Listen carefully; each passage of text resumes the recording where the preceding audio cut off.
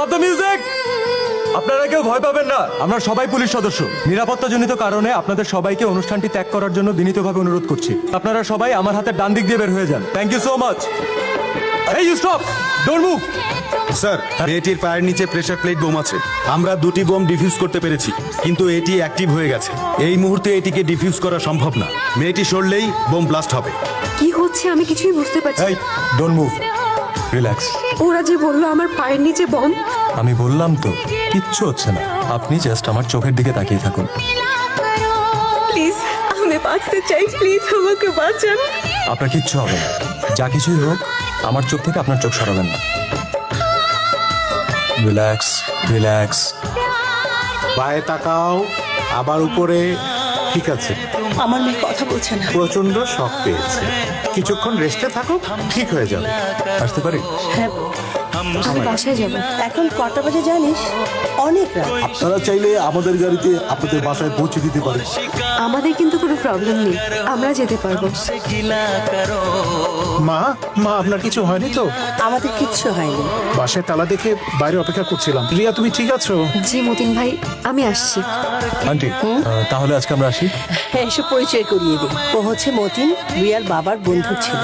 ঢাকায় এলেই আমার বাড়িতে ওঠে, আমার কাছে গান শেখে। আর এ হচ্ছে এসি সাল। ও যদি আজ না থাকতো না, রিয়াকে নিয়ে আমার বাড়ি ফেরা হতো না। ও জীবন বাজি রেখে রিয়ার জীবন বাঁচিয়েছে।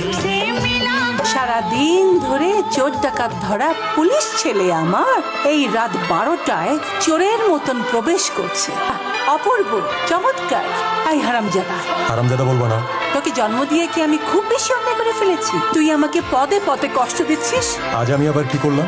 এত বড় একটা ঘটনা ঘটে গেল, আমাকে একটা ফোন করার প্রয়োজন মনে করলি না। আর তোকে যে একটা ফোন করবো সেই উপায় তো রাখিসনি, মোবাইলটা রেখেছিস বন্ধ করে। মা, মিথ্যা কথা বলবো না, মিথ্যা কথাটা পছন্দ না। কে বললো আমার ফোনটা বন্ধ? তোর মোবাইল চেক কর। কি হলো, হারিয়ে গেছে নাকি চুরি হয়ে গেছে? আমার মোবাইলটা কে চুরি করবে? পুলিশের ঘরে চুরি হয় না বুঝি? গায়ে কি লেখা আছে তুই পুলিশ? এই কফি শপটা আমার খুব পছন্দের। Thank you. এখানকার কফিটাও খুব ভালো। ভাস্কো গ্রুপের নেটওয়ার্কটা আমাদের দেশের বন্দরে বন্দরে ছড়িয়ে পড়েছে, আর এর সাথে যুক্ত আছে আমাদের গ্রামের প্রভাবশালী কিছু ব্যক্তি। এরা নিরক্ষর মানুষগুলোকে বুঝিয়ে মিথ্যা স্বপ্নের আশা দেখিয়ে মানব পাচারকারী চক্রের হাতে তুলে দেয়। মিলনের কাছ থেকে পাওয়া ইনফরমেশন অনুযায়ী আমরা তো গ্রামের বিভিন্ন এজেন্টদের সাথে কথা বললাম, কিন্তু কেউ তো কিছু রিভিলই করতে চাচ্ছে না। আমাদেরকে ওদের আস্থা অর্জন করতে হবে। আর মনে রাখবে, এই মানব পাচারকারী চক্রের মেইন ট্রানজিট পয়েন্ট হচ্ছে ঢাকা।